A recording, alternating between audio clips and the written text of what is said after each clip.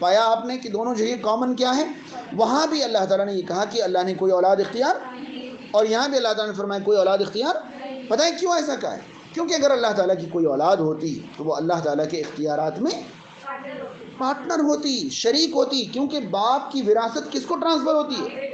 اولاد کو ٹرانسفر ہوتی ہے۔ تو اللہ تعالیٰ نے دونوں جگہ اس بات سے انکار کیا ہے کہ تم بات کرتے ہو کہ اللہ نے کسی کو اختیار دیا ہے، کسی کو پاور دیا ہے۔ اگر پاور ہی دینا ہوتا تو اللہ نے اولاد اختیار کیا ہوتا، اس نے کوئی اولاد اختیار نہیں کیا ہے۔ اور پھر بھی کسی کو ڈاؤٹ باقی رہ جاتا ہو تو وَلَمْ يَكُنْ لَهُ شَرِيكٌ فِي الْمُلْكِ، اور اس کی ملک میں، اس کی بادشاہت میں کوئی اس کا شریک۔ شریک کا مطلب جانتے ہیں نا؟ پارٹنر۔ اور پارٹنر کتنے پرسنٹ کا پارٹنر ہو سکتا ہے؟ بہت مضبوط میتھمیٹکس ہیں آپ کی۔ ارے آدھے پرسنٹ کا بھی پارٹنر ہو سکتا ہے۔ یہ کس نے کہہ دیا 50% کا پارٹنر؟ مطلب میں یہ سمجھانا چاہ رہا تھا کہ کوئی اللہ تعالیٰ کی بادشاہت میں آدھے پرسنٹ، یہاں تو 50 بنا دیا۔ یہ کس نے کہا کہ پارٹنر ہوگا تو 50% کا ہوگا؟ ایک آدمی، آپ کو پتہ ہے یہ ٹاٹا کا شیئر بیچا جاتا ہے نا؟ آپ ایک شیئر خرید لیں تو اتنے سے کہ آپ مالک ہو گئے ٹاٹا کی کمپنی کے۔ شیئر کا مطلب ملکیت کی شیئرنگ ہوتی ہے، اسی کو تو شراکت کہتے ہیں۔ کس نے کہا تھا 50%؟ عقل مند لوگ۔ یاد رہے کہ اللہ تعالیٰ نے یہ فرمایا کہ اس کی بادشاہت میں کوئی اس کا شریک نہیں، اور شریک کم سے کم معمولی سا بھی ہو سکتا ہے۔ یعنی رب تعالیٰ یہ فرمانا چاہتا ہے کہ اتنا سا بھی کوئی اس کی بادشاہت میں شریک 50% کی پارٹنرشپ جو ہے وہ تو بہت بڑے لیول کی پارٹنرشپ ہو گئی، آخری درجے کی پارٹنرشپ ہو گئی۔ اللہ کی بادشاہت میں تو کوئی 0.0.0.0.1 کا بھی پارٹنر نہیں ہے۔ وَلَمْ يَكُنْ لَهُ شَرِيكٌ فِي الْمُلْكِ، کوئی اس کی بادشاہت میں اس کا شریک نہیں۔ پھر ہم کس کو ڈھونڈتے پھر رہے ہیں؟ پھر ہم کیا تلاش کرتے پھر رہے ہیں؟ ایک بار اڑیسہ کا ایک شہر ہے کٹک، جانتے ہیں کٹک؟ کٹک معلوم ہے کسی کو؟ بریلی سے آگے نکلے نہیں، کٹک کیسے پتہ چل جائے گا؟ کچھ بھی پوچھو تو بریلی سے آگے نہیں پہنچتے۔ خیر، کٹک اڑیسہ کا ایک شہر ہے۔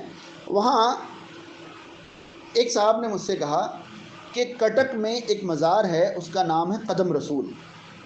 کیا نام ہے؟ قدم رسول تو رامپور میں بھی ہے، اگر آپ لوگوں کو پتہ ہو۔ ہاں اچھا، بہرحال پتہ ہے یہ قدم رسول کا مطلب کیا ہوتا ہے؟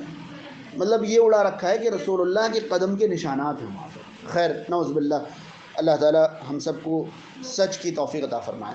تو وہ قدم رسول ایک مزار ہے کٹک میں، بہت مشہور ہے۔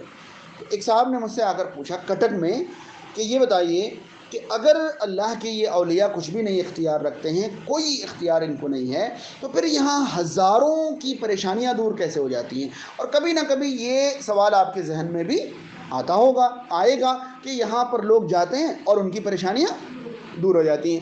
اس کا 2 جواب دیا تھا۔ پہلا جواب یہ کہ پریشانی دور ہونا یہ اختیار کی دلیل نہیں ہے۔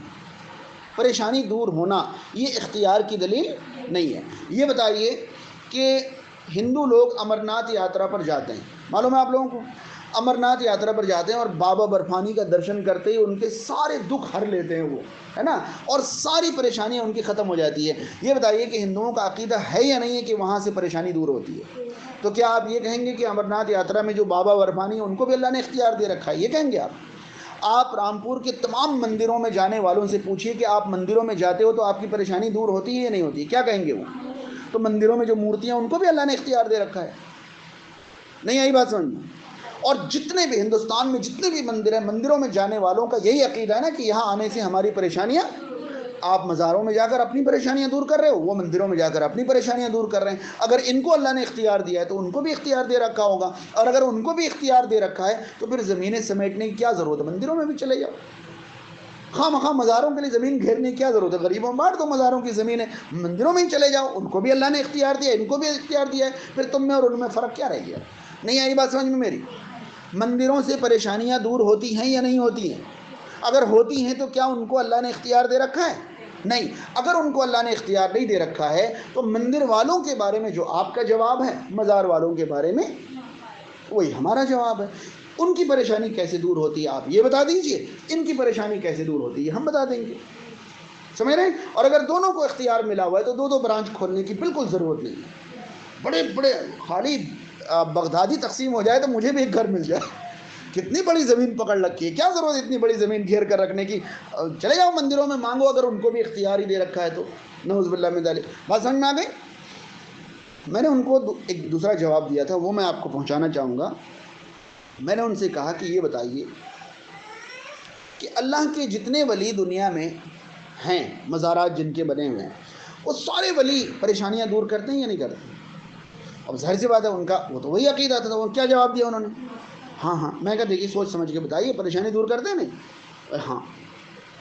میں نے ان سے کہا یہ بتائیے کہ یہ سارے کے سارے اولیاء جو پریشانی دور کرتے ہیں، پریشانی دیتا کون ہے؟ ہاں، اب تو ان کے منہ میں زبان نہیں، کیونکہ بھائی وہ تو کہہ رہے ہیں سارے اولیاء پریشانی دور کرتے ہیں. اب اللہ پریشانی دیتا ہے، بعد کا سوال ان کو خود ہی سمجھ میں آ گیا. میں نے کہا آپ یہ بتا دیجئے کہ پریشانی یہ سب تو دور کر رہے ہیں، تو پریشانی دیتا کون؟ میں نے ان سے کہا کہ کوئی ایک مزار بتا دیجئے جہاں کے بابا پریشانی دیتے ہوں. سارے کے سارے مزار کے بابا پریشانی دور ہی کر رہے ہیں، پریشانی دینے والا کوئی مرکز تو میں نے دیکھا نہیں. یا ہے کوئی مزار جو پریشانی دیتا ہو؟ ہے کوئی؟ نہیں، سب پریشانی دور کر. اور پریشانی دیتا کون ہے؟ اب وہ بولتے نہیں. میں کہا بھائی آپ کو مجبوراً کہنا پڑے گا کہ پریشانی دیتا کون ہے؟ اللہ تعالیٰ. میں نے کہا اب اگر آپ کی زبان میں طاقت ہے تو آپ یہ کہیے کہ اللہ تعالیٰ پریشانی دیتا ہے اور یہ لوگ پریشانی دور کرتے ہیں، تو اچھے کون ہوں گے؟ یہ لوگ اللہ سے اچھے ہیں، کہیے پھر. ہاں کیسے کہہ دیں گے آپ؟ یا پھر پریشانی دیتا کون ہے بتائیے. ہاں آپ اگر یہ کہو گے کہ اللہ پریشانی کیوں دیتا ہے، بڑا سمپل سا جواب ہے، اللہ تعالیٰ آزمانے کے لیے دیتا ہے. اللہ تعالیٰ مال بھی آزمانے کے لیے دیتا ہے اور دکھ بھی آزمانے کے لیے دیتا ہے. یہ پریشانی کیوں دیں گے؟ ان کو ہماری آزمائش سے کیا مطلب؟ یہ تو خود آزمائشوں میں رہنے والے اللہ کے نیک بندے تھے. اللہ تعالیٰ نے ان کو آزمایا، یہ کامیاب ہوئے، آخرت میں ان کا درجہ بلند ہوا. جب آخرت میں پہنچیں گے تو ان کو درجات بلند ملیں گے انشاءاللہ، اگر یہ اللہ کے نیک بندے ہیں. مگر اللہ کے نیک بندے ہونے کا مطلب یہ تو نہیں کہ ان کو اللہ نے اختیار میں شریک بنا لیا ہے. آئی بات سمجھ میں؟ تو آپ کسی سے پوچھئے کہ اللہ تعالیٰ پریشانی دیتا ہے اور یہ پریشانی دور کرتے ہیں، بتاؤ کیا عقیدہ ہے آپ کا؟ ہاں کتنی شان گھٹا رہے ہو آپ اللہ تعالیٰ کی. اللہ تعالیٰ ہم تمام کو یہ باتیں سمجھنے کی توفیق عطا فرمائے. سبحانک اللہم وبحمدک اشہد ان لا الہ الا انت استغفرک واتوب الیک.